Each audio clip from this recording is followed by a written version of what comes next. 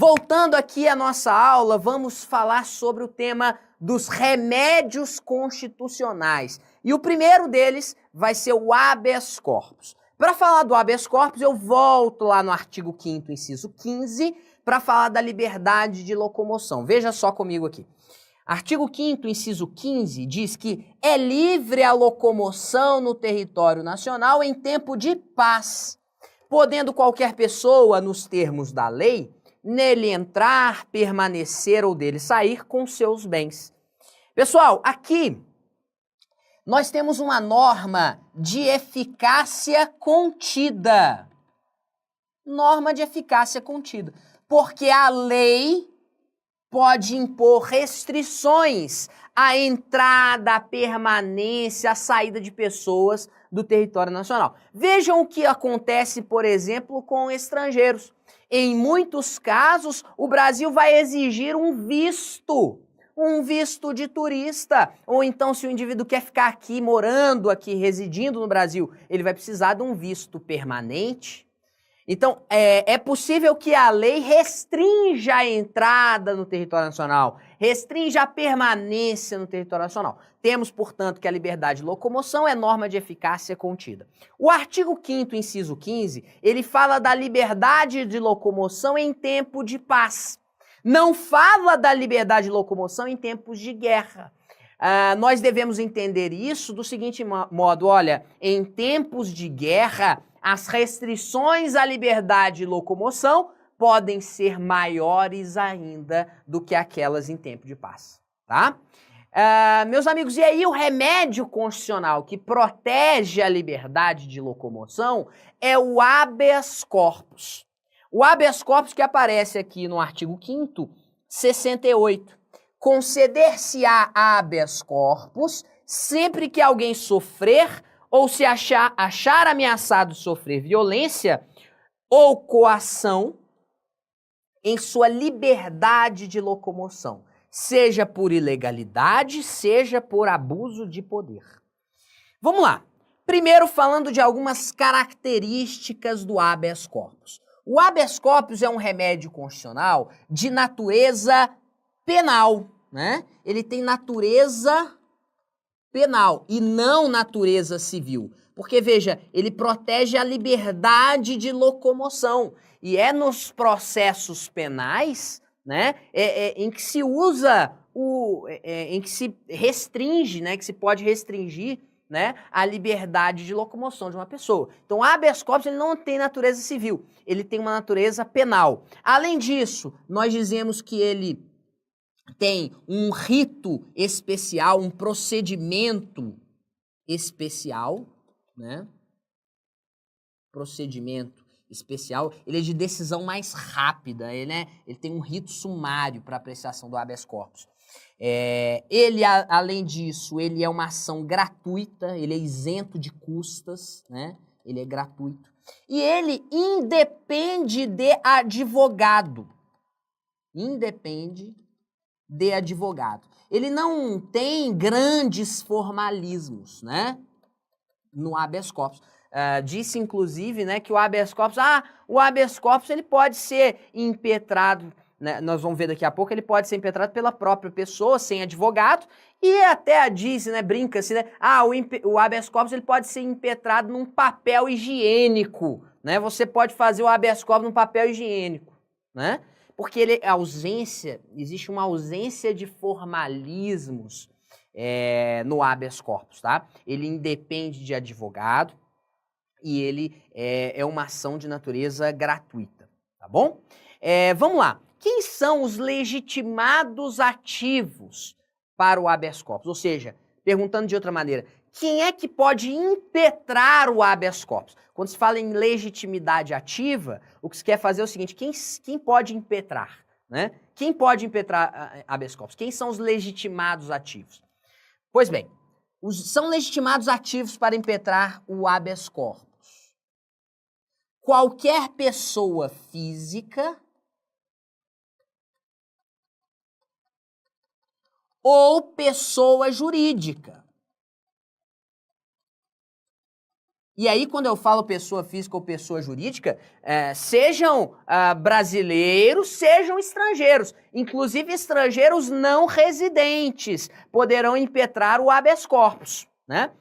Ricardo, pessoa jurídica pode impetrar habeas corpus? Sim, pessoa jurídica pode impetrar habeas corpus. Mas quando a pessoa jurídica impetra o habeas corpus, ela impetra o habeas corpus não em seu favor, mas em favor de pessoa física. Por quê? Porque a pessoa jurídica não tem liberdade de locomoção. Pessoa jurídica não se locomove. Então, ela não há que se falar em pessoa jurídica impetrando o habeas corpus em seu favor.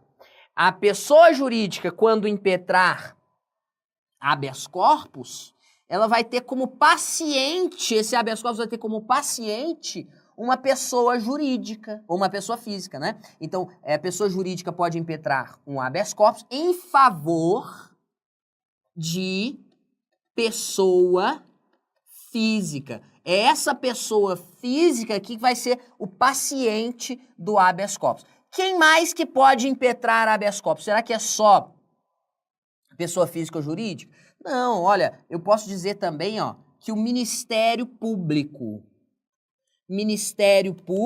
pode impetrar habeas corpus. Ministério Público.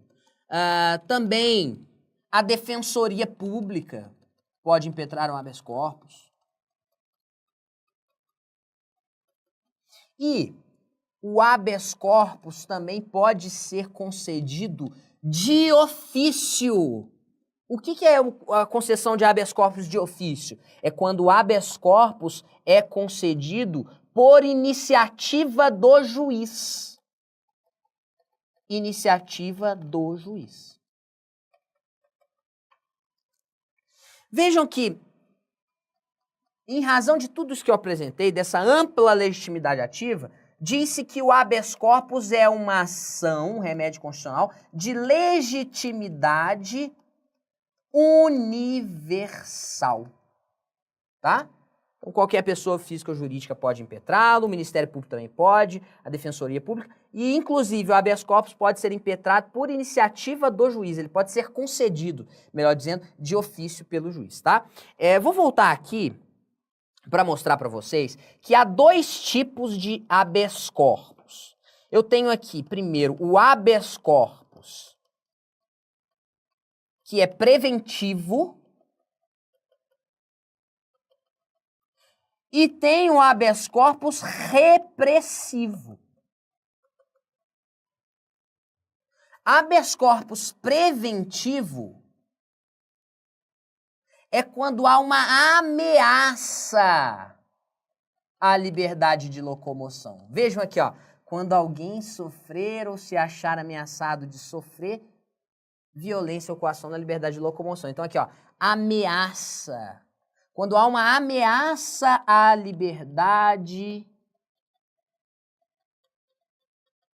de locomoção, aí é cabível o habeas corpus, tá? E habeas corpus pode ser repressivo. Quando? Quando alguém já sofreu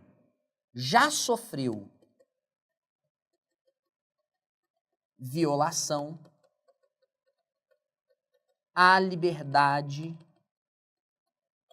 de locomoção. Meus amigos, vou dar um exemplo aqui de situação em que é cabível o habeas corpus. Imagina que o indivíduo sofreu, ele foi preso, né? Sofreu uma prisão preventiva, né? Um juiz determinou a prisão preventiva de um indivíduo.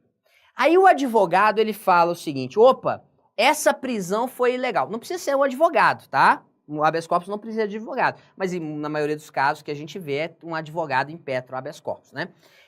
Em nome do indivíduo. Mas vamos lá. Aí vai lá o advogado e fala, opa, essa prisão preventiva aí, ela foi ilegal, porque não estão presentes os requisitos da prisão preventiva. Então vai lá o advogado e impetra o habeas corpus, né? Para proteger a liberdade de locomoção daquele indivíduo. Opa, esse daí, vejam, já foi decretada a prisão preventiva, então já houve violação à liberdade de locomoção. O que se está usando aí é um habeas corpus de natureza repressiva, porque já houve violação à liberdade de locomoção. Se o indivíduo ainda não foi preso, aí cabe o habeas corpus preventivo, tá? Vamos lá, vamos seguir em frente? Falando agora sobre os pacientes do habeas corpus. Quem são os pacientes? Olha, paciente do habeas corpus é a pessoa física, né? É a pessoa física. Pessoa jurídica não pode ser paciente. Vale a pena até colocar um asterisco aqui do lado para destacar isso. Pessoa jurídica não pode ser paciente de habeas corpus. Aqui, ó, paciente. Quando eu falo paciente, a noção é em benefício de quem será impetrado o habeas corpus, né? Paciente é aquela pessoa que está precisando de um remédio, o remédio constitucional do habeas corpus, né? Então, a pessoa física é que é paciente do habeas corpus. Pessoa jurídica não pode ser, porque pessoa jurídica não se locomove, né? Então, não pode ser paciente. Agora, vamos lá. Quem tem legitimidade passiva no habeas corpus? Ou seja, quem é que está no polo passivo do habeas corpus? No polo ativo, como legitimados ativos, impetrando o habeas corpus, nós já vimos, há uma ampla legitimidade universal. Agora, quem está no polo passivo do habeas corpus? Ou seja, contra quem, né? Vai ser impetrado o habeas corpus. Nós vamos ter aqui uma autoridade coatora. Essa autoridade coatora que tem legitimidade passiva. A autoridade coatora no habeas corpus, autoridade coatora, ela pode ser o quê? Ela pode ser uma autoridade pública,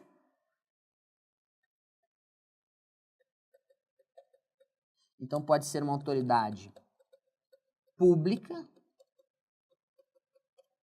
ou pode ser um particular, né? Imagina lá que você faz uma cirurgia, né, num determinado hospital, e você está lá, deitado na sua cama, depois da cirurgia, passa um dia no hospital, 2 dias, e você vai receber alta. Mas aí o hospital não deixa você ir embora de lá, né? Não deixa você sair do hospital enquanto você não pagar, né? Pela internação. Opa, nós temos aí uma violação à liberdade de locomoção? Temos. No caso de uma autoridade particular violando a sua liberdade de locomoção. É cabível habeas corpus também. Tá? Então pode ser uma autoridade pública, né, que vai estar no polo passivo, por exemplo, um juiz que mandou prender uma pessoa, né, a prisão preventiva de uma pessoa. Ele pode estar no polo passivo, né, autoridade pública. Ou pode ser uma autoridade particular, como nesse exemplo do hospital, tá? Vamos lá.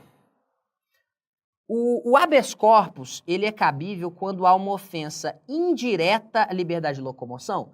Sim, ele também é cabível nessa situação, né?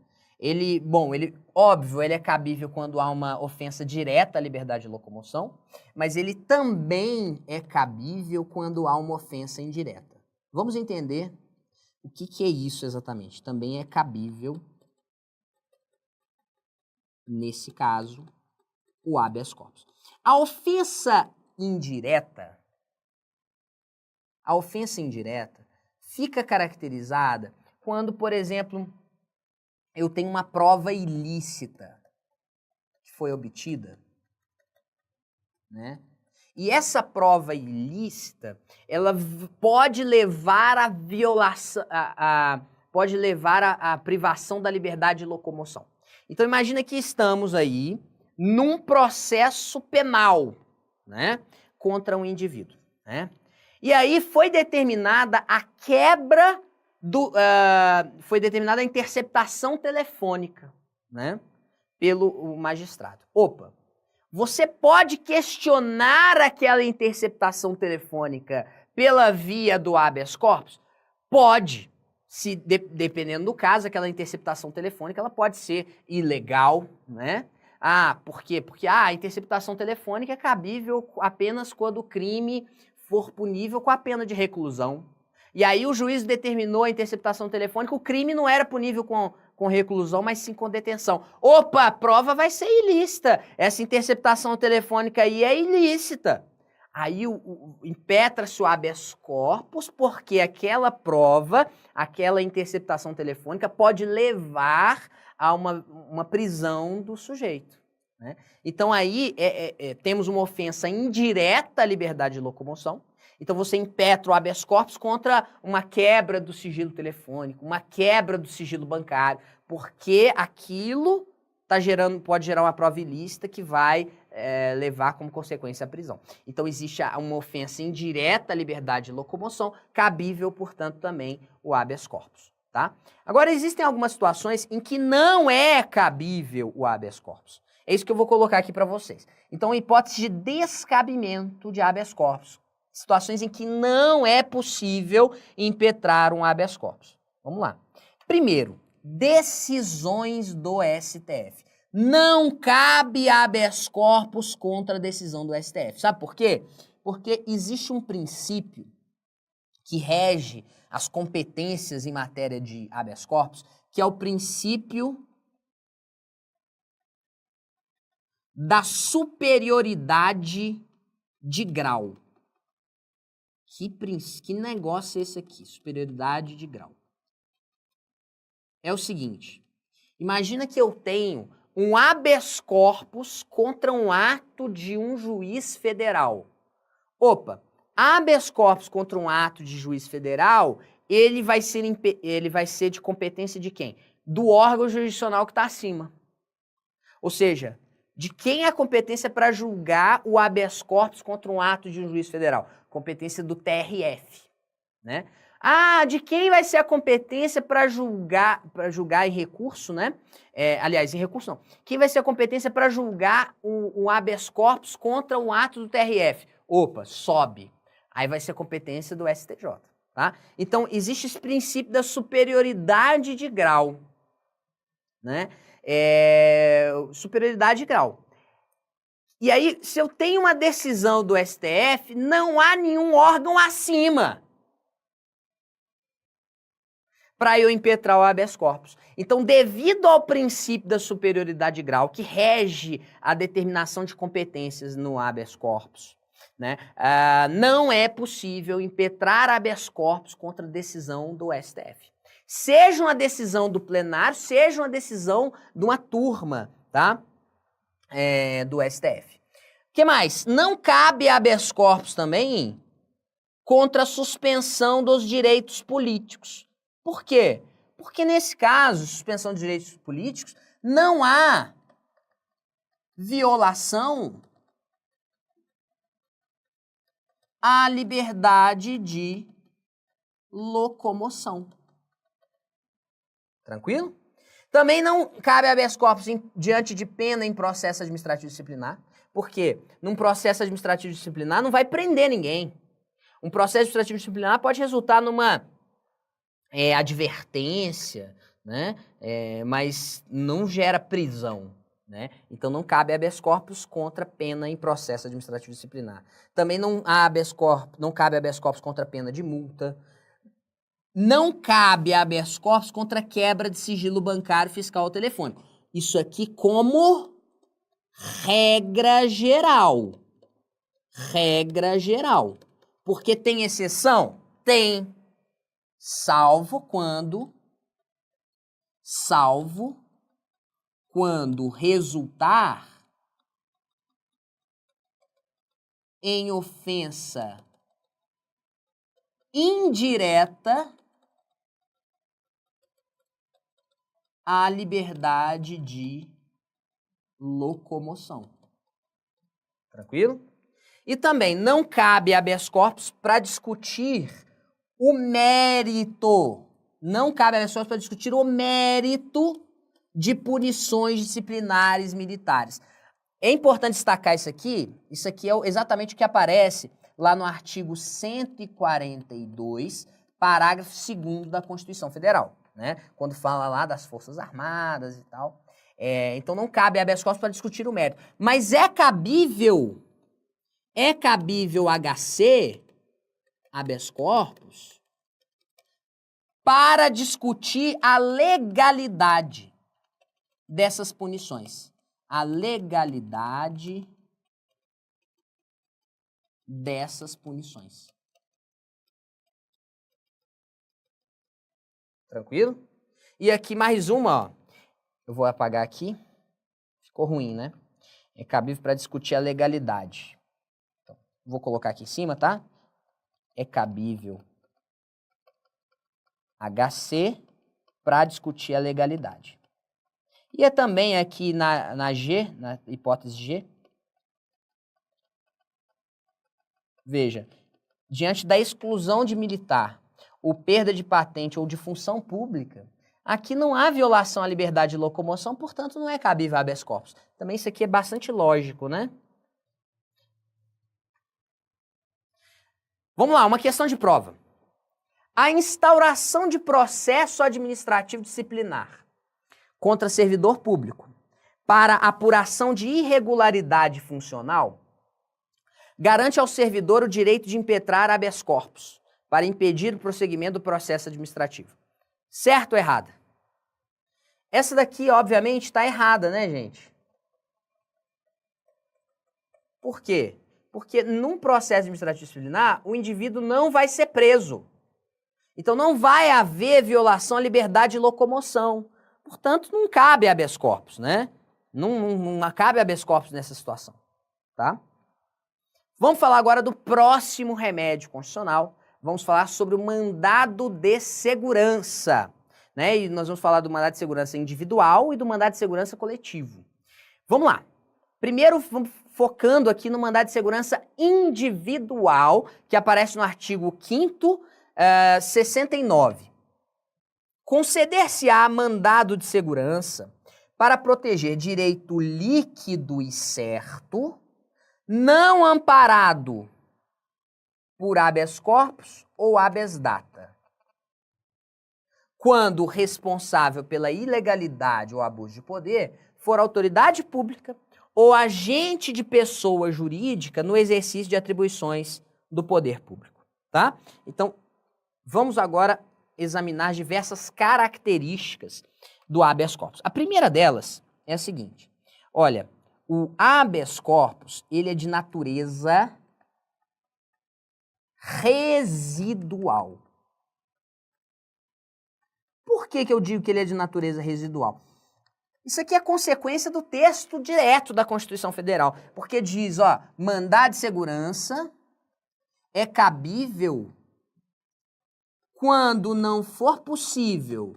É cabível quando não for possível. HC, habeas corpus, ou habeas data. Certo? Então ele é de natureza residual. Eu posso impetrar habeas corpus quando eu vou proteger um direito líquido e certo, que não está amparado por habeas corpus ou habeas data. Então eu não posso impetrar habeas corpus ou habeas data, eu impetro o mandado de segurança, né? Ele é uma ação de natureza residual. O que mais? Outras características aqui do mandado de segurança. O mandado de segurança, ele é uma ação gratuita, gente? Não, não é gratuito. Não é gratuito. Precisa de advogado? Precisa de advogado. Não é gratuito, precisa de advogado. Fica melhor botar depende de advogado. Ele tem natureza civil ou penal? Ele tem natureza civil, né? Natureza civil. E ele é cabível, gente, como nós vimos, contra direito líquido e certo, para proteger, né, melhor dizendo, para proteger direito líquido e certo. Mas aí vem a pergunta, o que é direito líquido e certo? Direito líquido e certo é aquele que é evidente de imediato, né? Vamos colocar aqui. Direito líquido e certo é aquele que é evidente de imediato, né? Por isso que se fala de direito líquido e certo. E a existência de direito líquido e certo está relacionada à produção, à existência de uma prova pré-constituída. Prova pré-constituída. Tanto isso aqui é verdade, então o que significa dizer que a prova é pré-constituída? Que já na inicial, né, quando se impetra o mandado de segurança, já vamos ter ali as provas, né? Tanto é que não há dilação probatória, vamos até escrever isso, não há dilação probatória. Não há dilação probatória. O que é dilação probatória? É uma fase para a produção de provas. Não há dilação probatória no mandado de segurança. Por que não há dilação probatória? Porque a prova é pré-constituída. O direito é líquido e certo quando ele é evidente de imediato. Ele não necessita de comprovação futura, né? E aí nós temos uma súmula do STF que nos mostra isso. Essa súmula, ela cai várias vezes em provas, né? Às vezes uma prova mais difícil, assim, de tribunal, cobra-se essa súmula, né? Nas provas mais simples não costuma cair. Prova de técnico de tribunal não cai essa súmula, mas prova de analista judiciário já tem mais chance de aparecer. Essa súmula, ela está relacionada a essa lógica aí do direito líquido e certo, ela dizendo o seguinte, ó, súmula 625, controvérsia sobre matéria de direito não impede a concessão de mandado de segurança. Uma controvérsia sobre matéria de direito não impede a concessão de mandado de segurança. O que se exige é o seguinte, que os fatos estejam claros, né? Quando você impetra o mandado de segurança, tem ali a inicial, né? E exige que os fatos estejam claros ali, né? Veja, a prova é pré-constituída. Se a questão jurídica é controversa, se a questão jurídica é complexa, né? Isso não interessa, isso não impede a concessão do mandado de segurança. Então, controvérsia sobre matéria de direito não impede a concessão do mandado de segurança. O que se exige para que seja concedido o mandado de segurança é que os fatos estejam claros ali.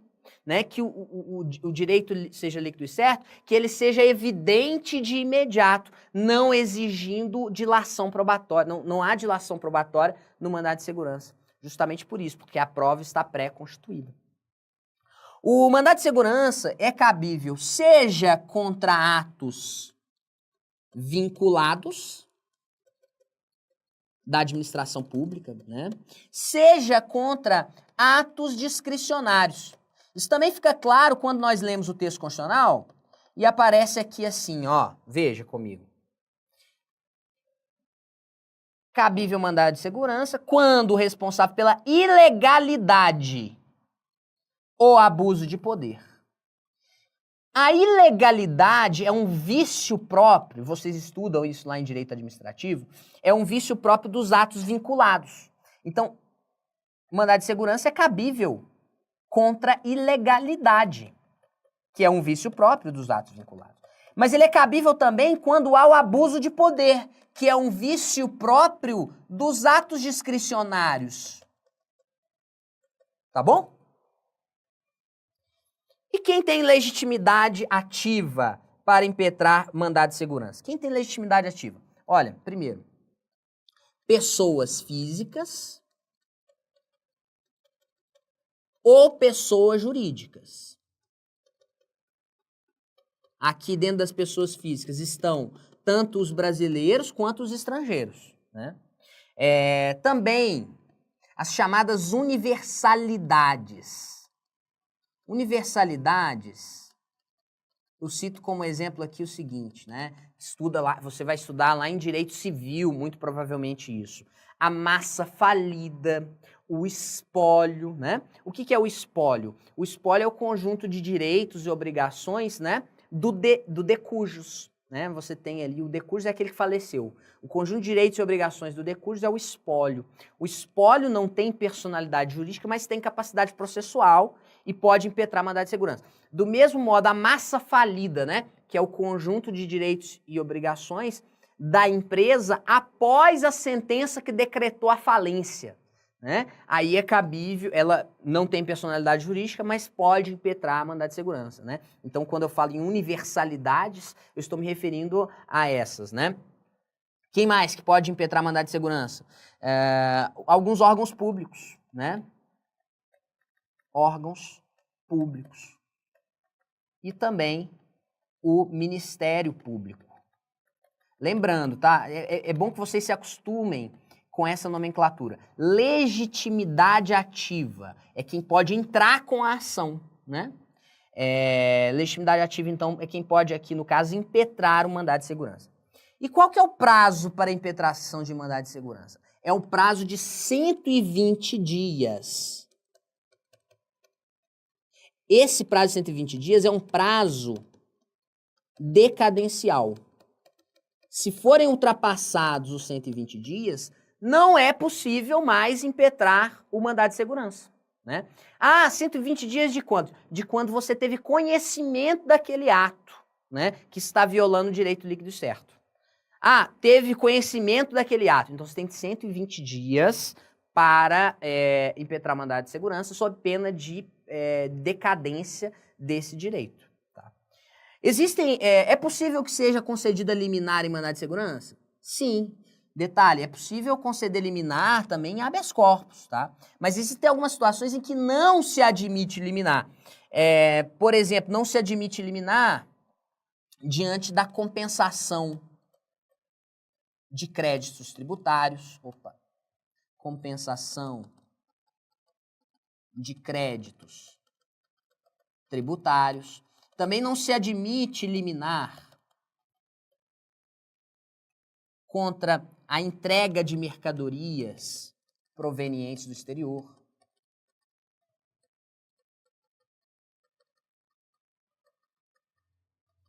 Por quê? Porque nesses casos aqui são questões complexas e que não podem ser decididas assim a título precário, não podem ser decididas em liminar pelo judiciário, tá? Entrega de mercadorias provenientes do exterior, né, numa importação, por exemplo. E aqui vem uma pergunta que já caiu algumas vezes em prova. É possível que o impetrante desista do mandado de segurança? Pode desistir do mandado de segurança? Sim, né? É possível a desistência? Sim. É possível a desistência.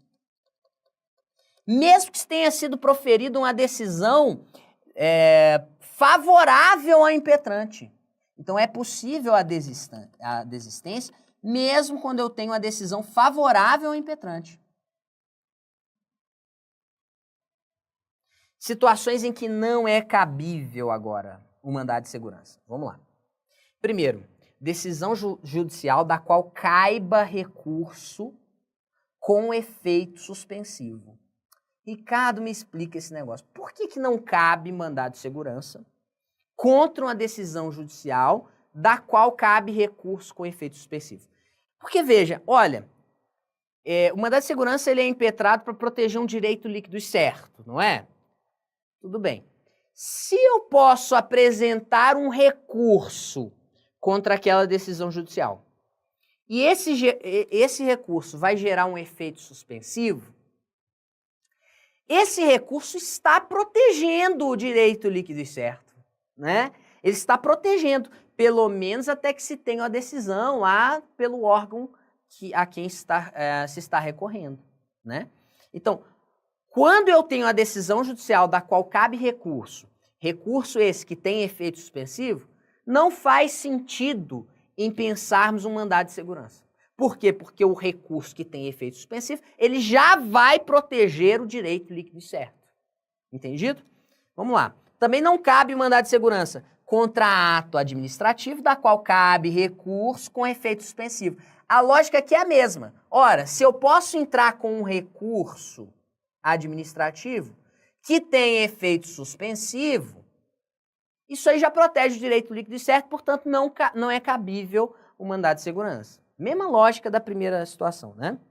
Também não cabe mandado de segurança contra decisão judicial transitada em julgado. Porque uma decisão judicial transitada em julgado, ela gera a chamada coisa julgada. E para desfazer a coisa julgada, não é possível mandado de segurança.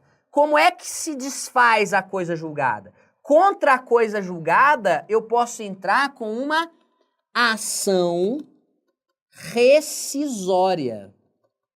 Ação rescisória e não mandado de segurança, tá? É a ação rescisória que vai desfazer a coisa julgada, que pode desfazer, né?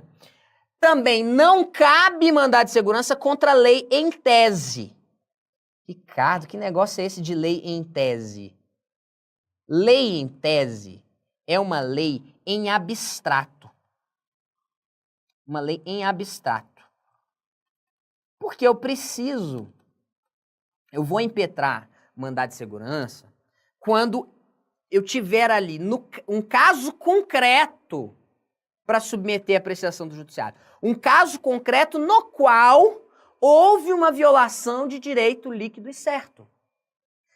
Eu não posso impetrar um mandado de segurança contra uma lei em abstrato, dizendo, olha, essa lei que foi publicada aqui foi publicada agora, promulgada e publicada, ela está violando um direito líquido e certo. Não posso fazer isso, porque para discutir uma lei em abstrato, para discutir uma lei em tese, o que eu tenho que fazer é apresentar uma daquelas ações do controle abstrato de constitucionalidade, tais como a DIN, a DI, né, ação direta de inconstitucionalidade, a ADC, ação declaratória de constitucionalidade, ou mesmo a DPF, arguição de descumprimento de preceito fundamental. Não cabe mandado de segurança contra uma lei em tese, contra uma lei em abstrato. Eu vou impetrar mandado de segurança quando eu tiver um caso concreto. Opa! Foi violado o meu direito líquido e certo aqui. O direito de fazer uma manifestação pública. O município não deixou que fosse realizada uma manifestação pública. Cabe mandado de segurança, né? Então, nós temos um caso concreto, tá? Então, não cabe mandado de segurança contra uma lei em tese. Exceto se essa lei for produtora, exceto se for produtora de efeitos concretos. Existem certas leis que geram efeitos concretos, aí contra essas leis que produzem efeitos concretos, sim, é possível mandado de segurança. Também não cabe mandado de segurança contra um ato de natureza jurisdicional, né? E agora nós vamos falar sobre o mandado de segurança coletivo. Mandado de segurança coletivo, e o mais importante você saber sobre o mandado de segurança coletivo é quem são os legitimados, né? Primeiro, para que serve o mandado de segurança coletivo? Ele vai proteger que tipo de direito? Vem comigo aqui, ó. O mandado de segurança coletivo, ele vai proteger, né? Protege direitos coletivos.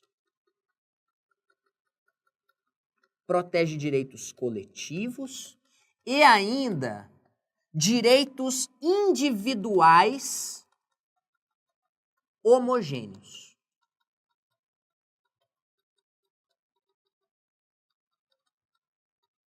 Tá? E quem pode impetrar o mandado de segurança coletiva? Aqui, ó. Partido político com representação no Congresso. O que é ter representação no Congresso? O que significa dizer que o partido político tem representação no Congresso? Significa dizer que ele tem pelo menos um deputado ou pelo menos um senador. Se tiver um deputado só ou um senador só, já considera-se que aquele partido político tem representação no Congresso.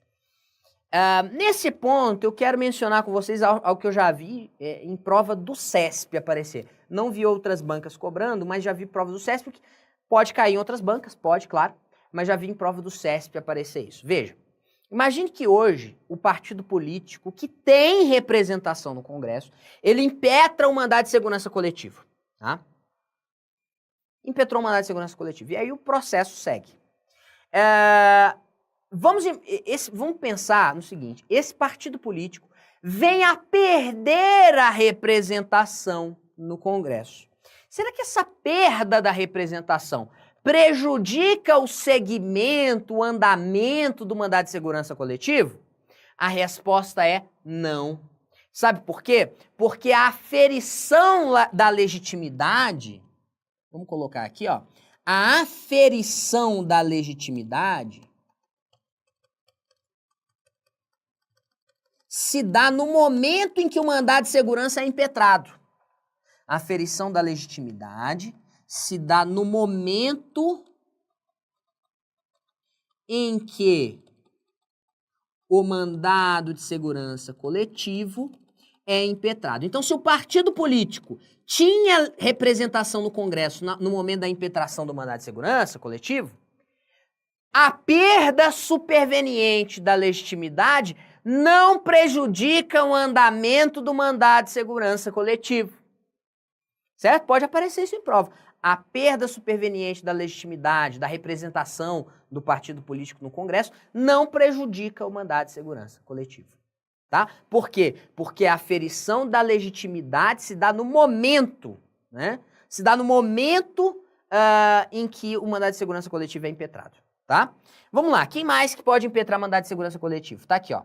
Organização sindical, entidade de classe ou associação legalmente constituída e em funcionamento há pelo menos um ano. Esse requisito aqui de um ano, ele vale apenas e tão somente para as associações, né? A organização sindical, sindicato, ou a entidade de classe, ela pode impetrar mandado de segurança coletiva no mesmo dia em que nascer. Agora, a associação não. A associação tem que esperar um ano, tem que estar constituída em funcionamento há pelo menos um ano para impetrar mandado de segurança coletivo. Tá? Nesse caso, o que acontece aí é a substituição processual. Isso é importante, hein, gente? Aqui, ó, quando nós falamos em mandado de segurança coletivo, nós estamos falando de substituição processual e não de representação processual. Substituição processual. Aqui, então, ó, a associação, que em regra atua em representação processual, aqui ela vai atuar em substituição processual, assim como os sindicatos, as entidades de classe. Substituição processual. Na substituição processual, o substituto, no caso a associação, o sindicato, a entidade de classe, eles vão ser parte no processo, né? O substituído não é parte, mas sofre os efeitos da decisão judicial. Então, veja, na substituição processual, o substituto é parte. Portanto, para fazer a substituição processual, não há necessidade de autorização dos filiados. Então, a substituição processual independe de autorização. Na representação processual, exige-se a autorização e uma autorização expressa. Tá bom? Vejam algumas questões de prova agora. A atuação das associações na defesa de seus associados em mandado de segurança coletivo independe de autorização. Opa! A atuação das associações na defesa de seus associados em mandado de segurança coletivo independe de autorização? É o que acabei de falar. Sim, está correto. Por quê? Porque atua em substituição processual e, portanto, não precisa de autorização no mandado de segurança coletivo. Vamos lá, mais uma. Procurador de Salvador 2015. É pacífica a orientação jurisprudencial, segundo a qual não se admite mandado de segurança contra a lei em tese. Opa, até aqui está correto. Não se admite mandado de segurança contra a lei em tese. Vai se admitir mandado de segurança contra uma lei que for produtora de efeitos concretos. Isto é, que não é dotada de generalidade e abstração, né? Se a lei for produtora de efeitos concretos, é cabível mandado de segurança. né? Tá, mas até aqui tá ok, ok. Essa compreensão, todavia, não impede a impetração contra atos infralegais, tais como regulamentos e portarias, ainda que estes sejam dotados de abstração e generalidade. Opa! Se esses regulamentos, essas portarias, forem dotados de abstração e generalidade, não será cabível o mandado de segurança. Porque se eles forem dotados de generalidade e abstração, temos aí a mesma coisa de uma lei em tese, né? Então, se uma portaria, um regulamento for dotada de abstração, de generalidade, teremos na prática como se fosse uma lei, né? Como se fosse uma lei, entre aspas. E aí, não será cabível mandado de segurança. Agora, se a portaria, se o regulamento for produtora de efeitos concretos, aí é cabível o mandado de segurança. Ricardo, me dá um exemplo desse negócio de produtor de efeitos concretos. Então imagina o seguinte, uma portaria que nega, olha só que legal, uma portaria que nega licença capacitação para o servidor. Vamos imaginar que seja por meio de portaria, tá? Uma portaria que nega licença capacitação para um servidor. Opa, é cabível mandado de segurança? Ah, Ricardo, mas é um ato discricionário conceder licença capacitação. Sim, é um ato discricionário. Mas é cabível mandado de segurança contra ato discricionário? Sim, é cabível contra atos vinculados ou contra atos discricionários. Então, negou licença capacitação, é cabível mandado de segurança? Sim. E aí nós temos, ó, uma portaria que negou licença capacitação. Ela é uma portaria de efeitos concretos e não dotada de generalidade e abstração, né? Então, é cabível mandado de segurança contra um ato de efeitos concretos? Sim. Agora, se for dotado de generalidade e abstração, não. Tá? Veja, então não impede, toda essa compreensão, todavia, não impede a impetração contra atos infralegais, tais como regulamentos e portarias, ainda que sejam dotados de abstração e generalidade. Esse finalzinho aqui ficou errado. Porque se eles forem dotados de abstração e generalidade, não será cabível mandado de segurança. Agora, se essa portaria, se esse regulamento for produtor de efeitos concretos, contra ele vai ser cabível mandado de segurança, tá? Espero que tenha ficado entendido para vocês. Isso aí é mais avançado? É mais avançado, mas já vi aparecer em provas da área jurídica, carreira jurídica é bem mais comum aparecer, tá? Bem mais comum. E prova de tribunais também já havia algumas questões. São muitas, Ricardo? Não. Isso aqui não é despenca na prova. Não, não despenca na prova. Mas quando cai, faz a diferença entre quem é aprovado e quem não é. Tá bom? Vamos seguir em frente. Vamos falar agora sobre o mandado de injunção. Artigo 5º, 71. Conceder-se-á mandado de injunção sempre que a falta de norma regulamentadora torne inviável o exercício dos direitos e liberdades constitucionais e das prerrogativas inerentes à nacionalidade, à soberania e à cidadania. Então veja, o mandado de injunção ele vai ser cabível aqui, ó, quando nós tivermos uma falta de norma regulamentadora. E essa falta de norma regulamentadora está inviabilizando o exercício de um direito constitucional. Portanto, em linhas gerais, eu posso dizer que o mandado de injunção é cabível contra omissões, ele é cabível contra omissões inconstitucionais. Ok? Omissões inconstitucionais. Vamos lá. Então vamos primeiro aqui, ó, vamos falar da finalidade. A finalidade eu já avancei aqui com vocês, né? A finalidade do mandado de injunção, eu diria que ela é combater o que a doutrina chama de síndrome, interessante, tá, esse nome aqui, combater a síndrome da inefetividade das normas constitucionais. Veja, a Constituição, ela tem que ser aplicada na prática, ela tem que ser vivenciada no dia a dia, né? Então, se eu tenho uma norma constitucional que determina, olha, para exercer o direito, diz que o direito de greve dos servidores públicos depende de lei regulamentadora. Opa, essa lei tem que ser editada pelo poder público.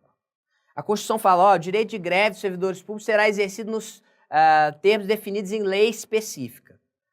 E aí não é editada essa lei? O que acontece? Aquele direito de greve fica inviabilizado, né? Isso não pode ser admitido. Não pode ser admitido que uma norma constitucional não seja efetiva. As normas constitucionais devem ser efetivas, precisam ser aplicadas na prática. O mandado de junção combate essas omissões inconstitucionais. Ele combate essa síndrome da inefetividade das normas constitucionais. Então ele é cabível contra omissões inconstitucionais, né?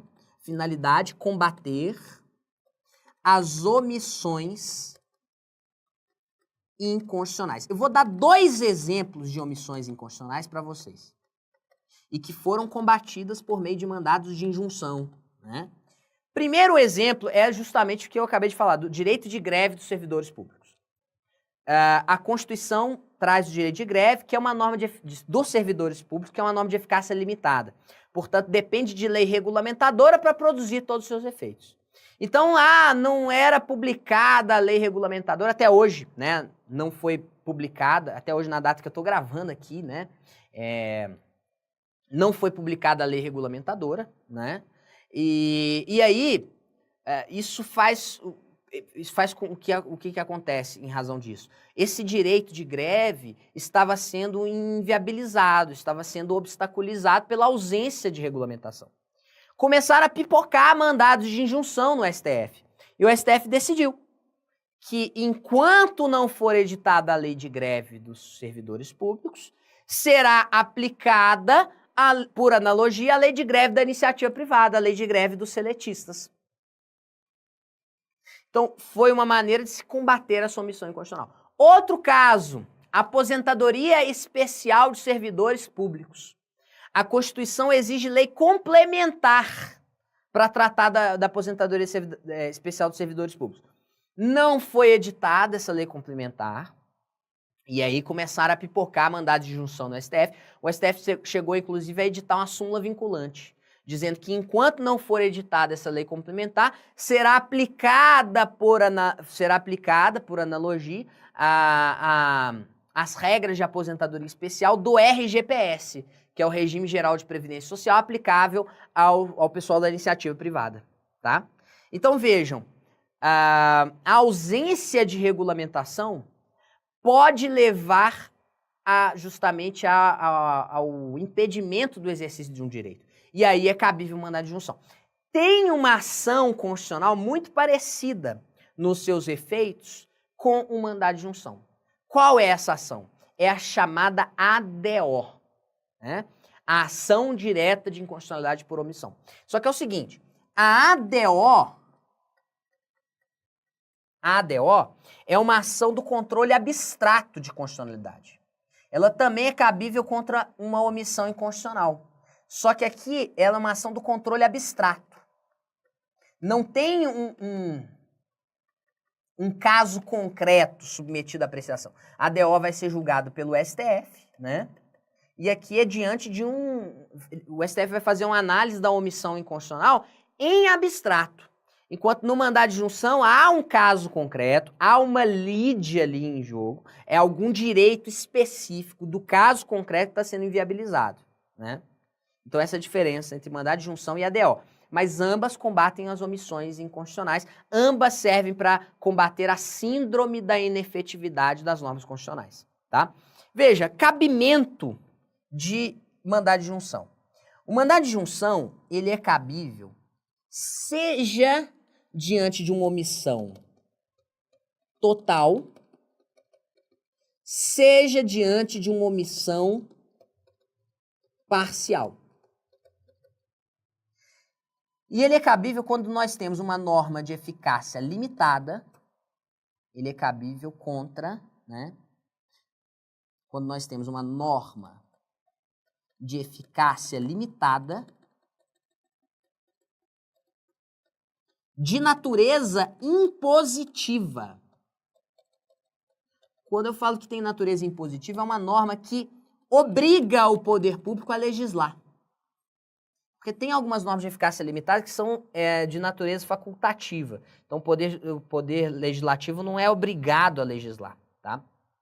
Então, aqui ele é cabível quando eu tenho uma norma de eficácia limitada, que é aquela que depende de regulamentação para produzir todos os efeitos, e uma norma de eficácia limitada que seja impositiva, ou seja, que ordene ao legislador que legisle, né? Quem que tem legitimidade ativa para impetrar mandado de junção? Qualquer pessoa física ou jurídica. Ricardo, pessoa jurídica também pode? Pode. Qualquer pessoa física,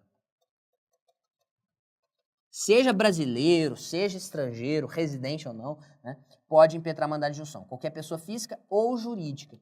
Mas assim, é uma pessoa física ou jurídica que esteja tendo o seu direito obstaculizado, cujo exercício do direito seja obstaculizado, seja impedido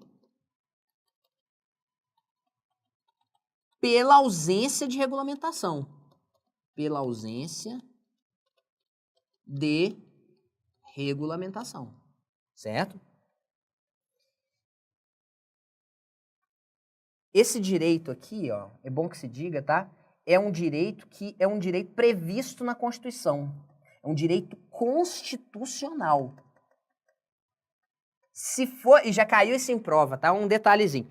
Se nós tivermos ali o direito que está sendo inviabilizado, o direito que está sendo obstaculizado, for um direito previsto na legislação infraconstitucional, aí não será cabível o mandado de junção. O mandado de junção será cabível quando o direito obstaculizado é um direito previsto na Constituição Federal e não um direito previsto na legislação infraconstitucional, tá?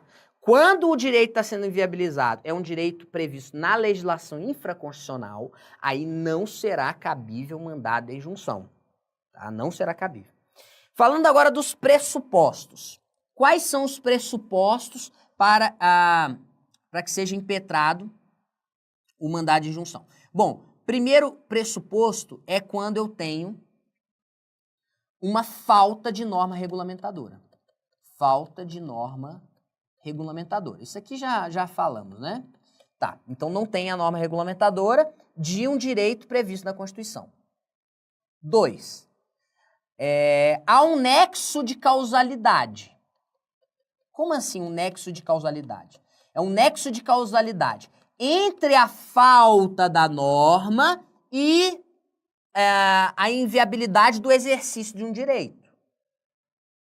E o terceiro pressuposto é quando há um decurso de prazo razoável para a regulamentação.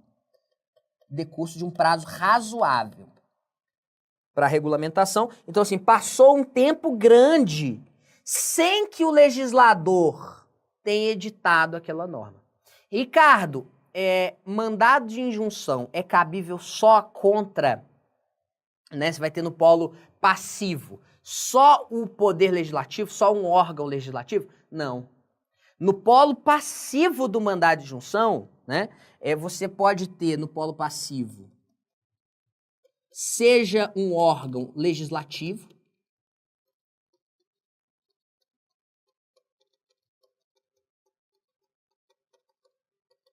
seja um órgão administrativo.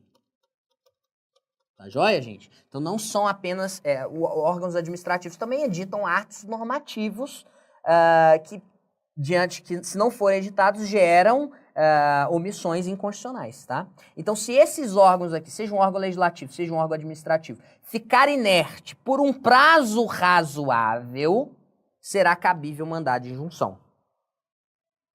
Vamos lá, pergunta-se aqui. É possível, essa aqui é uma boa pergunta, hein? É possível que seja impetrado mandado de injunção coletivo? Meus amigos, a resposta aqui é sim. Veja, hoje, atualmente, o mandado de injunção coletivo, ele tem previsão expressa na lei. Previsão expressa na Lei 13.300. Previsão expressa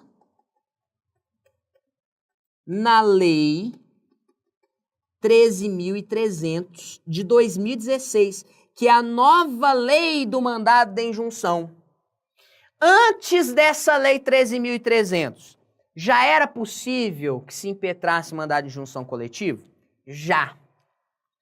Antes dessa Lei 13.300, já se admitia mandado de injunção coletivo. Quem admitia? A doutrina, a jurisprudência.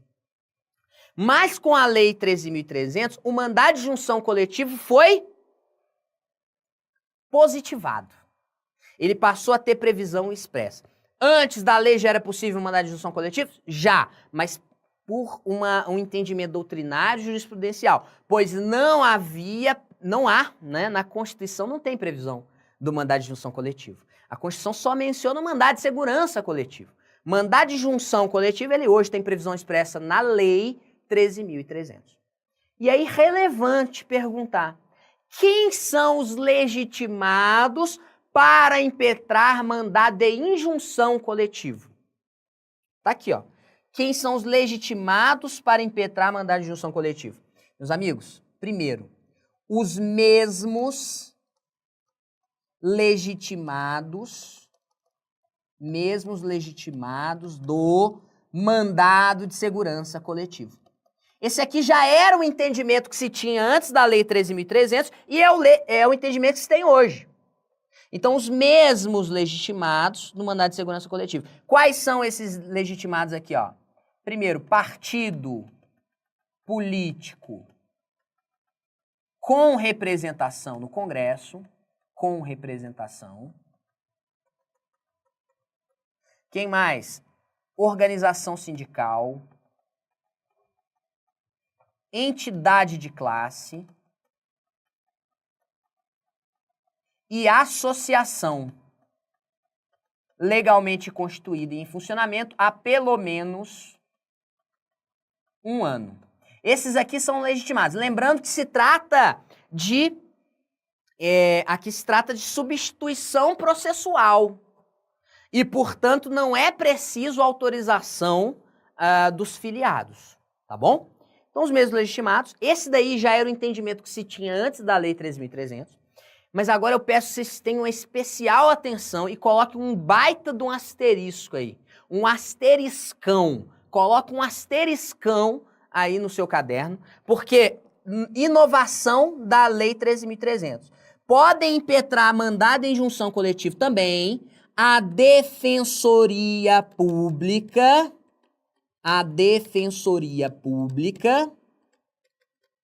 e o Ministério Público. Isso aqui são inovações da Lei 13.300 de 2016. Ok?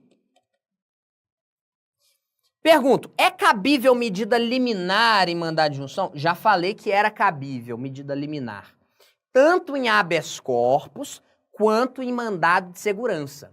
Mas é cabível medida liminar em mandado de injunção? Não. Aí não. Medida liminar em mandado de injunção não é cabível. Por quê? Porque não há sentido. Se não foi editada a lei regulamentadora, não há sentido em se querer apressar aquela decisão, tá? Então não é cabível medida liminar. Vamos lá, vamos seguindo. Descabimento de mandado de injunção. Quando que é descabível? Quando é que não é cabível mandado de injunção? Não é cabível mandado de injunção se já existe norma regulamentadora Opa, se já existe norma regulamentadora, não há omissão inconstitucional, né? Ricardo, mas essa norma regulamentadora, ela está regulamentando mal. Não tem problema. Se já existe norma regulamentadora, escrevi errado aqui, né? Norma regulamentadora, se já existe, não cabe mandado de injunção. Também não cabe mandado de injunção quando falta norma regulamentadora de direito infraconstitucional. Porque o mandado de injunção é cabível quando o direito que está sendo inviabilizado é um direito constitucional, é um direito previsto na Constituição. Né? A ausência de regulamentação de um direito infraconstitucional não gera mandado de injunção. Também não é cabível mandado de injunção quando não houver obrigatoriedade. Não houver obrigatoriedade de regulamentação. Você tem que se lembrar que o mandado de injunção é cabível quando eu tenho uma norma de eficácia limitada de natureza impositiva. Ou seja, obriga o legislador a legislar. Né? Se não há obrigatoriedade da edição da lei, se não há obrigatoriedade da regulamentação, não é cabível o mandado de injunção, tá? E agora vamos falar sobre os efeitos da decisão. Esse tema aqui é fantástico. Efeitos da decisão em mandado de injunção. Vem comigo. Olha, aqui nós temos duas correntes. Eu vou falar das correntes primeiro e depois eu falo sobre qual é adotada pela Lei 13.300, tá? Então, as correntes que existem são duas, fundamentalmente duas. Eu tenho a corrente concretista e tenho a corrente não concretista. Qual é a diferença, gente? Simples. Quando eu falo em corrente concretista, o Poder Judiciário, ele não se limita a declarar a mora legislativa. Ele não se limita a declarar a omissão do legislador. Não. Ele vai mais longe do que isso. Ele busca concretizar o direito. Existe a ausência de regulamentação, existe a omissão, mas o Poder Judiciário não vai só declarar a omissão. Ele vai buscar a concretização do direito. Na corrente não concretista, os defensores da corrente não concretista dizem que o Poder Judiciário deve apenas declarar a mora, mas não vai buscar concretizar o direito, tá? E aí eu pergunto para vocês, qual era a adotada pelo STF? Durante algum tempo, o STF adotou a corrente não concretista, mas depois o STF mudou a sua posição e mais recentemente o que a STF vem adotando em todas as suas decisões de mandado de injunção é a corrente concretista. Então vamos colocar aqui, ó, corrente concretista. Ela é adotada pelo STF, mesmo antes da Lei 13.300, né? Mas aí veio a Lei 13.300. E a Lei 13.300, de certo modo, ela referendou o que o STF já vinha fazendo. Tá, mas o que a Lei 13.300 ela diz mais especificamente a respeito dos efeitos? Eu vou dizer para vocês o seguinte, que a Lei 13.300 ela adota a corrente concretista, intermediária,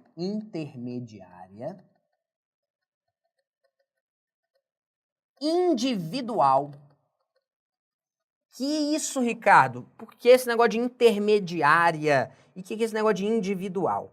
Vou explicar. Por que ela adota corrente concretista intermediária e por que ela adota corrente concretista individual?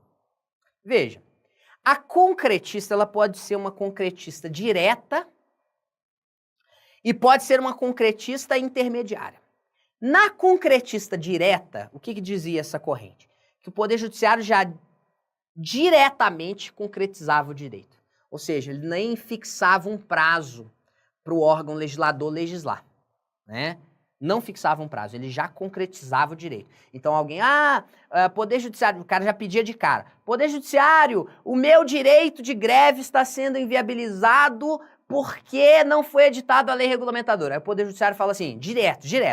Olha, enquanto não foi editado, você já pode exercer o direito de greve pela regra da CLT, né? Opa, concretista direta. Mas a Lei 13.300 adota a concretista intermediária. Por que adota a concretista intermediária? Porque nós vamos ter dois momentos bem característicos quando da decisão do Poder Judiciário. Dois momentos. Num primeiro momento, a decisão do Judiciário vai fazer, sabe o quê? Vai fixar um prazo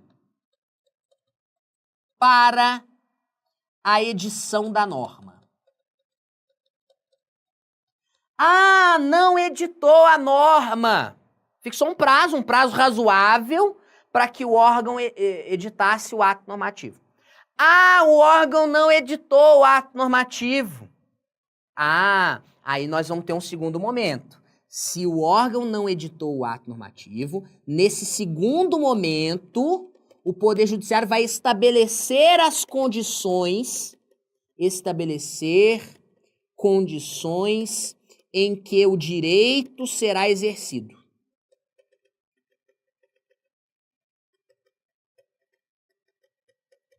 Certo? Então vejam que o Poder Judiciário ele só vai concretizar aqui, nesse segundo momento. Ele só vai concretizar quando o órgão não tiver editado a regulamentação dentro do prazo razoável. Por isso é que se fala que é concretista intermediária. Tá tranquilo? Porque não é concretista direta. O Poder Judiciário, primeiro, ele dá um prazo razoável para que o órgão legisle. Não legislou, aí sim, né? Do mesmo modo, se eu tenho outros mandados de junção que forem impetrados antes também, aí é cabível para o Poder Judiciário concretizar o direito. Mas veja, é uma concretista intermediária. E é uma concretista intermediária individual, por quê? Porque a decisão aqui do Judiciário, ela não vai ter como regra, a regra geral aqui é o seguinte, a regra geral é que a decisão em mandado de junção vai ter efeitos apenas interpartes. Regra geral é que terá efeitos interpartes. Ricardo, é possível que o Poder Judiciário dê uma decisão com efeitos erga omnes ultrapartes em mandado de junção? Sim, é possível. É possível é possível que tenha efeitos erga omnes. Ou seja, que afete outras pessoas além daquelas que estão envolvidas aqui, né? Quando que vai ser possível, né? Quando que é possível que gere efeitos erga omnes? Em situações excepcionais. Situações excepcionais. Tranquilo, gente? Então é possível que... Mas a regra geral é apenas eficácia interpartes. Por isso que a corrente concretista intermediária individual só tem efeitos para as partes no mandado de injunção. Tranquilo, gente? Joia. Vamos em frente agora. Vamos falar do nosso próximo assunto. Antes, vamos resolver uma questão de prova. A medida judicial que pode ser proposta por qualquer cidadão para suprir omissão regulamentadora, que torne inviável o exercício de liberdade constitucional é muito simples, né? Mandado de injunção, muito simples, né? Omissão regulamentadora, putz, muito tranquilo, mandado de injunção. Vamos falar agora do habeas data. Habeas data, mais um remédio constitucional. conceder-se habeas data. Temos duas hipóteses constitucionais de concessão do habeas data. A primeira, assegurar o conhecimento de informações relativas à pessoa do impetrante, constantes de registros ou bancos de dados de entidades governamentais ou de caráter público. E, segunda hipótese, para retificação de dados, quando não se prefira fazê-lo por processo sigiloso, judicial ou administrativo, tá? Então, nesses dois casos aqui é cabível o habeas data. Vamos lá, algumas características do habeas data. Primeiro, o habeas data, será que ele é gratuito? Sim, o habeas data é uma ação gratuita, assim como o habeas corpus. Habeas corpus e habeas data são gratuitos. Só que é o seguinte, o habeas corpus não precisa de advogado.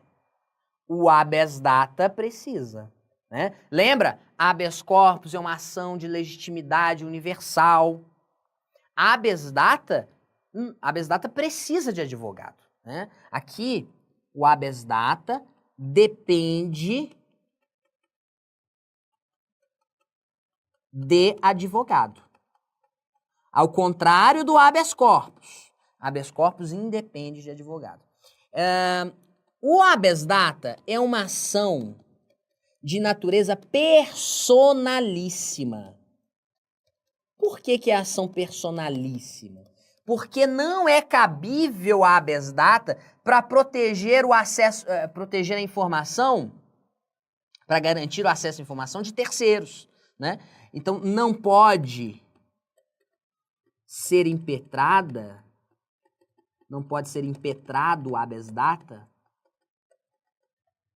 em benefício de terceiros. Veja, quando eu falei das hipóteses de cabimento de habeas data, eu deixei claro lá.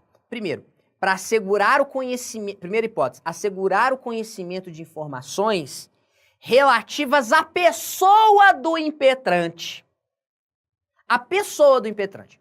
Então imagine o seguinte, você foi lá na Receita Federal e você falou assim, Receita, eu quero tais informações sobre os tributos que eu paguei no ano passado. Opa, eu estou pedindo informações relativas à pessoa do impetrante, né? Eu estou querendo ter acesso a informações relativas à minha pessoa, que estão lá de posse da Receita, de banco de dados da Receita Federal, né? Se a Receita Federal falar assim, não vou te fornecer, não. Então, havendo essa recusa administrativa, eu posso impetrar o habeas data. Para quê? Para ter acesso a essas informações sobre a minha pessoa. Agora, eu não posso impetrar habeas data para ter informações do Joãozinho, do Zezinho, tá? Não, é uma ação de caráter personalíssimo. Eu posso impetrar habeas data para ter acesso relativo a informações sobre a minha pessoa. Lembre-se disso para não fazer confusão, tá? E quem que são os legitimados ativos para impetrar habeas data? Os legitimados ativos aqui, gente, são qualquer pessoa física ou jurídica.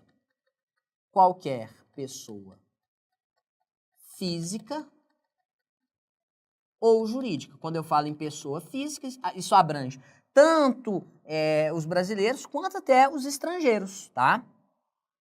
E os legitimados passivos? Quem são os legitimados passivos? Olha, o legitimado passivo, ele vai ser essa entidade aqui que detém a entidade que detém o banco de dados. Então, o legitimado passivo vai ser uma pessoa jurídica de direito público ou uma pessoa jurídica de direito privado. Mas veja, em ambos os casos, nós estamos falando aqui de pessoas jurídicas que sejam detentoras de bancos de dados.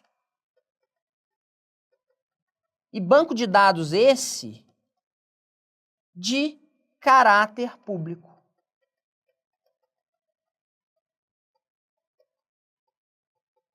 Ok? E o requisito para impetração? Aqui, meus amigos, para que se comprove o interesse de agir, para que se comprove o interesse processual, o interesse de agir em habeas data, eu preciso, sabe de quê? Eu preciso da recusa da autoridade, vamos colocar da administração pública, né, em fornecer as informações que foram solicitadas. Então, observe que eu não posso impetrar habeas data direto, né? Aqui nós temos até uma necessidade, quando eu falei lá atrás, né, na aula passada, quando eu falei sobre aqueles casos em que se exige o prévio esgotamento da via administrativa antes de levar um caso para o judiciário. Eu citei o habeas data, né? Ou seja, primeiro eu tenho que ter a recusa da administração pública, né, e me fornecer aquelas informações que eu pedi sobre a minha pessoa. E aí, havendo essa recusa, é que eu posso impetrar habeas data, porque é aí que haverá presente o interesse de agir. Tá bom? Vamos lá. Temos uma decisão do STF que já caiu em prova a respeito do habeas data, que é essa daqui, ó. O habeas data é a garantia constitucional adequada para a obtenção pelo próprio contribuinte dos dados concernentes ao pagamento de tributos constantes de sistemas informatizados de apoio à arrecadação dos órgãos da administração fazendária dos entes estatais. Ok? Então, obtenção pelo contribuinte das informações que ele pagou, né? Questões de prova. Bruna desconfia que seu filho Murilo, de 24 anos de idade, começou a praticar crimes de furtos, bem como crimes cibernéticos. Preocupada com a situação, inclusive porque Murilo recebe diversas cartas de cobranças de dívidas lícitas, Bruna resolve investigar a situação financeira do filho, mas nenhuma entidade governamental, bem como nenhuma entidade de caráter público, lhe fornece qualquer informação. Conversando com sua amiga Soraya, estudante de Direito, a mesma sugeriu que Bruna impetrasse um habeas data. Olha só, gente. Então a Bruna, ela está querendo ter informações sobre Murilo, que é seu filho. Será que ela pode impetrar habeas data para ter acesso a informações relativas a Murilo? Pode. Habeas data para ter informações sobre Murilo? Não pode não. Porque você tem que se lembrar, o habeas data é uma ação de caráter personalíssimo. Bruna pode impetrar habeas data para ter acesso relativo a informações sobre a sua pessoa. E não sobre a pessoa de Murilo, seu filho. Então, olha só. Soraya fez uma sugestão, vamos letra A, incorreta. Porque não cabe habeas data para o conhecimento de informação relativa a terceiro, mas somente relativa ao impetrante. Olha aqui o gabarito, gente. Letra A de cara, né? Letra A de cara. Habeas data não é garantia constitucional adequada para obtenção de dados concernentes ao pagamento de tributos do próprio contribuinte, constante de sistema informatizado de apoio à arrecadação dos órgãos da administração fazendária dos entes estatais. Essa questão está errada, né? O habeas data pode sim ser usado para isso. Ele é a garantia constitucional adequada para ter acesso a essas informações. Mais uma, como o habeas data não pode ser utilizado por pessoa jurídica, deve ser reconhecida a ilegitimidade ativa na hipótese de pessoa jurídica ajuizar habeas data para obter informações de seu interesse constante de dados de determinada entidade governamental. A questão está errada também, porque o habeas data pode sim ser impetrado por pessoa jurídica. Uma empresa pode impetrar habeas data. Então está errada. A ação popular. É o próximo remédio constitucional, a ação popular, tá? A ação popular eu já digo de cara para vocês que ela é um instrumento que viabiliza o controle popular da administração pública.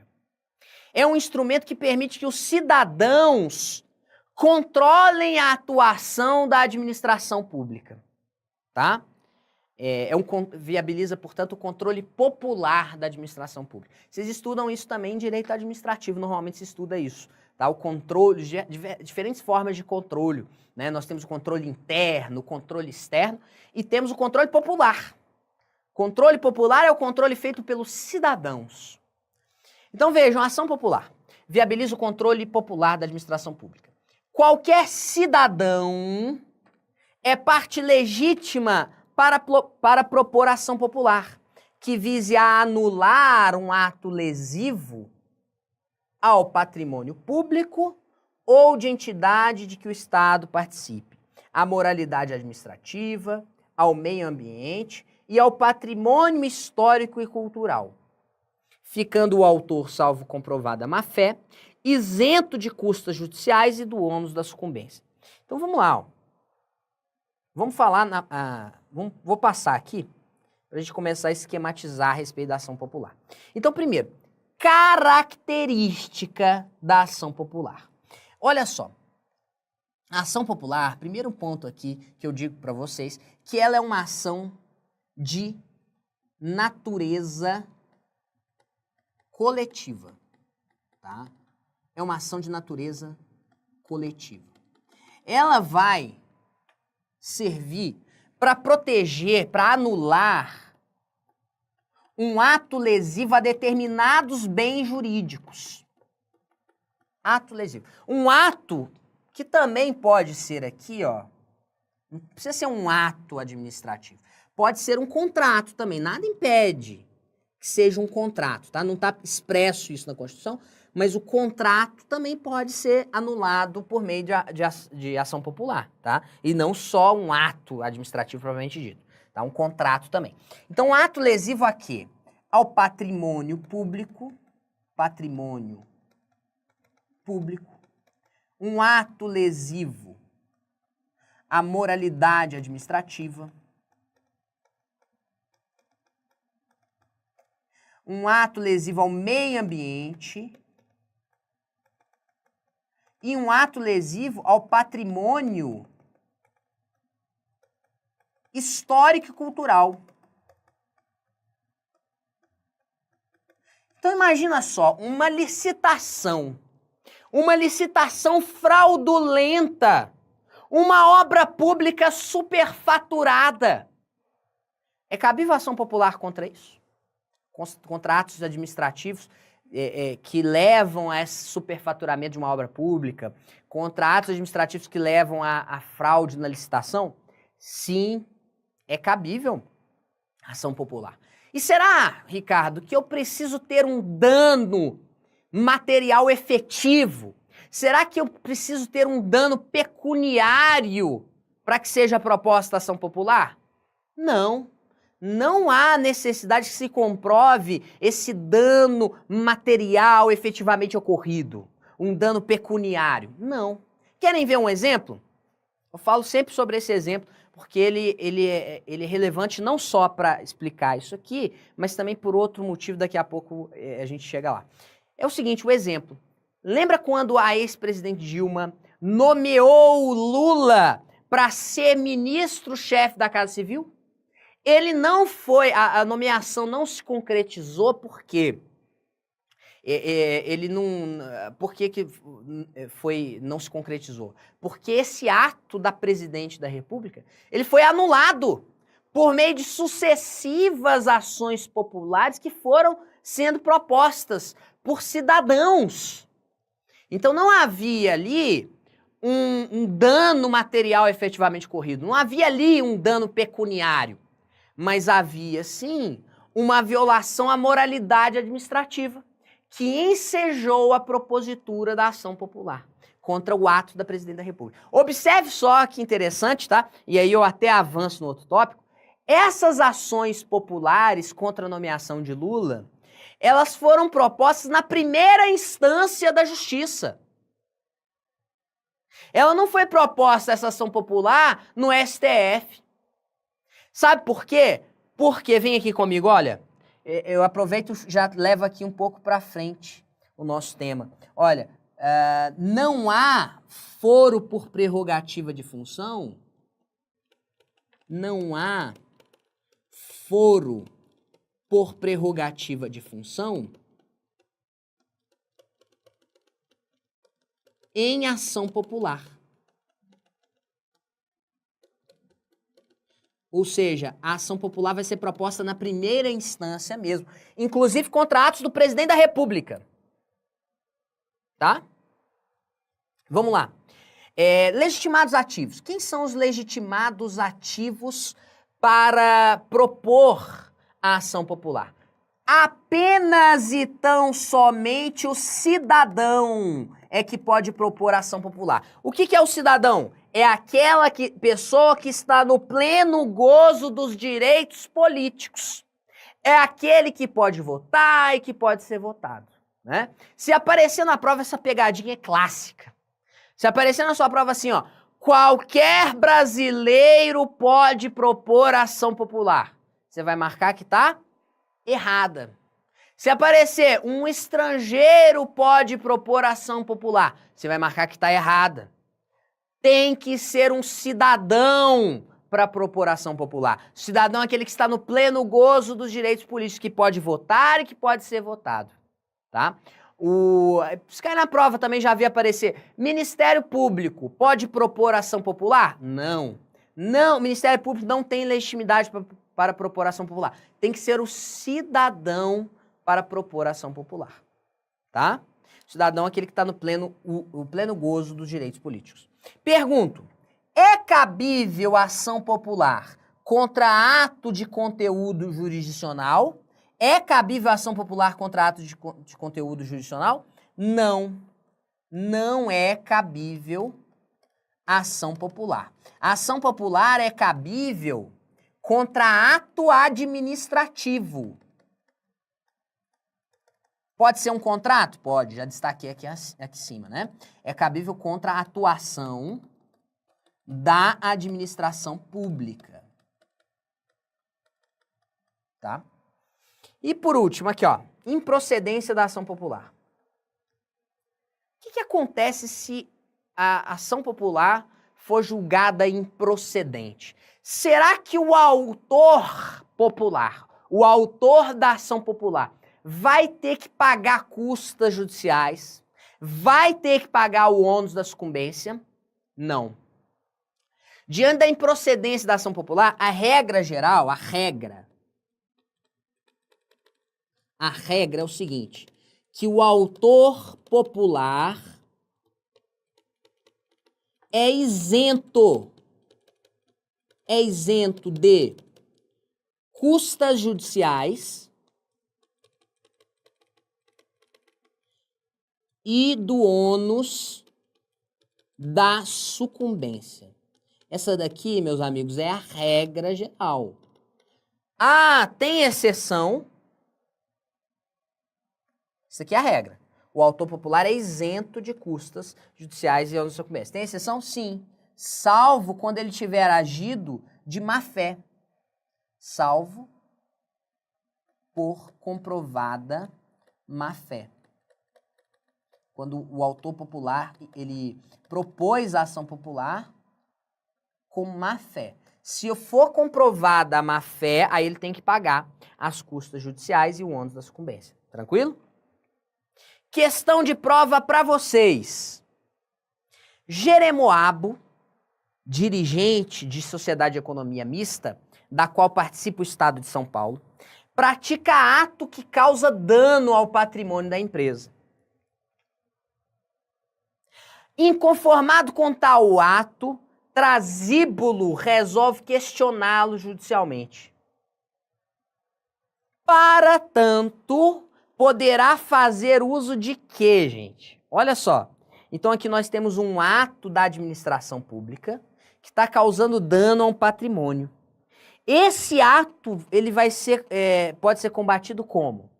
Ele pode ser combatido por ação popular aqui, ó. Ação popular, ação popular, ação popular. Mandado de segurança é cabível? Não, porque não houve violação a um direito líquido e certo, tá? E aí, a letra C. Ação popular, desde que demonstre sua qualidade de cidadão, pouco importando o local de domicílio. Esse aqui é o gabarito, não importa o local do domicílio, né? A letra D tá falando, não está falando de cidadania, e a letra E está falando de... tem que comprovar que tem domicílio. Não precisa disso, tá? Tem que comprovar que é cidadão e não interessa o domicílio. Portanto, gabarito letra C. Mais duas questões aqui. O Ministério Público, havendo comprometimento de interesse social qualificado, possui legitimidade ativa para propor ação popular. E aí, gente? Ministério Público pode propor ação popular? Não pode. Ministério Público não, tem que ser um cidadão para propor ação popular. Mais uma. Qualquer associação legalmente constituída e em funcionamento há pelo menos um ano é parte legítima para propor ação popular, que vise a anulação de ato lesivo ao patrimônio público ou ao meio ambiente. Errada também, a associação não pode propor ação popular. A associação legalmente constituída e em funcionamento há pelo menos um ano pode impetrar o mandado de segurança coletivo e o mandado de injunção coletivo, tá? A ação popular, ela não pode propor, tá bom? Vamos lá. Meus amigos, terminamos os remédios constitucionais, agora nós vamos falar de outros dispositivos do artigo 5º. Faltam pouquíssimos aqui para a gente finalizar. Primeiro, o artigo 5º 74. Assistência jurídica integral e gratuita. O Estado prestará assistência jurídica integral e gratuita aos que comprovarem insuficiência de recursos, e não a todos. Essa assistência jurídica integral e gratuita é prestada pelo Estado por meio de qual instituição? É prestada pelo Estado por meio da Defensoria Pública. A Defensoria Pública é que vai fazer isso, é que vai desempenhar essa atividade de prestação de assistência jurídica integral e gratuita àqueles que comprovam insuficiência de recursos, aos hipossuficientes, tá? Então, concretiza-se esse direito por meio das defensorias públicas, né? Erro judiciário. O Estado indenizará o condenado por erro judiciário, assim como que ficar preso além do tempo fixado na sentença. Então aqui, ó, em regra, atos jurisdicionais não geram a responsabilidade do Estado. A responsabilidade civil do Estado em razão de atos jurisdicionais só vai acontecer nessas duas hipóteses aqui. A primeira, que é o erro judiciário, e a segunda, que é quando alguém fica preso além do tempo. Esses dois casos aqui geram a responsabilidade civil do Estado. Responsabilidade civil. Essa responsabilidade civil, ela é uma responsabilidade civil objetiva. Por que objetiva? Porque ela independe da intenção do agente público. Então aqui independe da intenção do juiz, né? Independe da intenção. Gratuidade de registro civil de nascimento e certidão de óbito. Aqui, ó. São gratuitos para os reconhecidamente pobres, na forma da lei, o registro civil de nascimento e a certidão de óbito. Se cair na sua prova, isso aqui vai cair a literalidade, ok? E o habeas corpus e o habeas data, eu já tinha comentado antes, as ações de habeas corpus e habeas data são ações gratuitas. Também vão ser gratuitos aqui na forma da lei os atos necessários ao exercício da cidadania. Ah, Ricardo, quais são os atos necessários ao exercício da cidadania? Aqui, ó, a lei é que vai dizer. A legislação infraconstitucional é que vai dizer que atos são esses necessários ao exercício da cidadania. O que interessa aqui é que o habeas corpus e o habeas data são gratuitos. Artigo 5º, 78. Isso aqui vocês estudam lá no processo civil também, né? A todos, no âmbito judicial e administrativo, são assegurados a razoável duração do processo e os meios que garantam a celeridade de sua tramitação. Vejam, o processo tem que ter uma duração razoável. Não se quer aqui, a Constituição não quer aqui dizer que o processo judicial, tal, ele tem que ser rápido. Não tem que correr com o processo, né? Ele vai ter o processo, para ser justo, para ser um processo devido, ele tem que ter uma duração razoável. Tem que ser uma duração compatível com o tamanho do processo. Imagina um processo super complexo, né, em que há inúmeras partes envolvidas. Não se pode querer que esse processo acabe da noite para o dia. Então aqui não é um processo rápido, não é um processo corrido, é um processo que tem uma duração razoável, né, a duração razoável do processo. É um princípio que é válido tanto nos processos judiciais, quanto também nos processos administrativos, tá? E para finalizar, outras disposições do artigo 5º, que são esses 4 parágrafos aqui, ó. Eu já falei em aulas anteriores sobre eles, né? Mas vamos aqui reforçar. Então, as normas definidoras dos direitos e garantias fundamentais têm aplicação imediata. O que significa isso aqui? Isso aqui significa que o poder público tem a obrigação de concretizar os direitos fundamentais, de dar a máxima aplicação, buscar a máxima concretização dos direitos fundamentais para que a Constituição não seja letra morta, né? Mesmo as normas programáticas, como por exemplo, lá você pega o artigo 196 que trata do direito à saúde, mesmo sendo uma norma programática, é obrigação do poder público concretizar o direito à saúde, para que não seja uma promessa inconsequente do poder constituinte originário. Então, é missão do poder público concretizar o direito à saúde. É missão do poder público concretizar os direitos fundamentais, né? Então, aqui, quando ele fala que os direitos fundamentais vão ter aplicação imediata, ele não quer dizer que todos os direitos fundamentais são normas de eficácia plena ou contida. Não. Há direitos fundamentais que são também normas de eficácia limitada. E que, portanto, têm uma aplicabilidade imediata.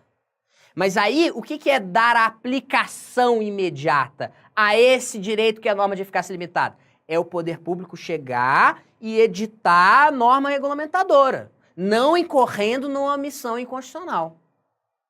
Então, aplicação imediata, quando nós temos esse dispositivo aqui no artigo 5º, parágrafo 1º, o que se quer é dar um comando de otimização para os direitos fundamentais. Artigo 5º, parágrafo 2º, por sua vez, diz que os direitos e garantias expressos nessa Constituição não excluem outros decorrentes do regime e dos princípios por ela adotados, ou dos tratados internacionais em que a República Federativa do Brasil seja parte. Esse dispositivo nos mostra que o rol de direitos fundamentais é um rol, previsto na Constituição, é um rol não exaustivo. É um rol não taxativo. Ao contrário, é um rol exemplificativo. Há outros direitos fundamentais que não estão expressos na Constituição, mas que decorrem do regime, dos princípios por ela adotados. Há outros direitos fundamentais que decorrem de tratados internacionais de direitos humanos, dos quais o Brasil é parte, né? Parágrafo 3º, essa aqui é uma regra manjada, né? Tratados de direitos humanos que forem aprovados em cada casa do Congresso em 2 turnos, por 3/5 dos votos dos membros, serão equivalentes às emendas constitucionais. E aqui eu relembro aquela decisão do STF. Os tratados de direitos humanos que não forem aprovados pelo rito do artigo 5º, parágrafo 3º, eles vão ter o quê? Vão ter status supralegal. O Tratado de Direitos Humanos foi aprovado na forma do artigo 5º, parágrafo 3º, ele vai ser equivalente à emenda constitucional, né? Não foi aprovado por esse rito especial, foi aprovado pelo rito ordinário, mesmo processo legislativo das leis, aí vai ter status supralegal, tá acima das leis, mas abaixo da Constituição, né? Pois bem, e o artigo 5º, parágrafo 4º, que diz que o Brasil se submete à jurisdição de Tribunal Penal Internacional, a cuja criação tenha manifestado adesão. Aqui esse é o famoso TPI, muito estudado lá no direito internacional. O TPI é o Tribunal Penal Internacional. Ele julga crimes que representam grave violação aos direitos humanos, crimes de guerra, de genocídio, crimes contra a humanidade, são da competência do Tribunal Penal Internacional, né? Aqui eu menciono um tópico um pouquinho mais avançado para vocês, que é o seguinte: será que um brasileiro nato, olha só, o brasileiro nato pode ser entregue ao TPI para que ele seja julgado por esse tribunal? Nós já sabemos que brasileiro nato não pode ser extraditado. Mas um brasileiro nato pode ser entregue ao TPI para que seja julgado por esse tribunal? Resposta: sim, é possível. Porque aí não estamos falando de extradição, mas sim de entrega. É possível a entrega de um brasileiro nato para que seja julgado pelo TPI, né? A extradição de brasileiro nato não é admitida. Agora, a entrega para o TPI é admitida. Veja, a extradição é quando um Estado estrangeiro requer. Entrega, nós não temos um Estado estrangeiro requerendo, né? Entrega, nós temos um tribunal internacional requerendo. E o Brasil, vejam, aderiu ao Estatuto de Roma, que é o estatuto que criou o TPI. Então, isso é admitido sim, tá? É admitida a entrega de brasileiro nato para que seja julgado pelo TPI. Tá bom, meus amigos? Então, é isso. Finalizamos, assim, o estudo do artigo 5º da Constituição Federal, finalizamos o estudo dos direitos e garantias individuais. Gente, valeu, grande abraço para vocês e até a próxima. Grande abraço, valeu.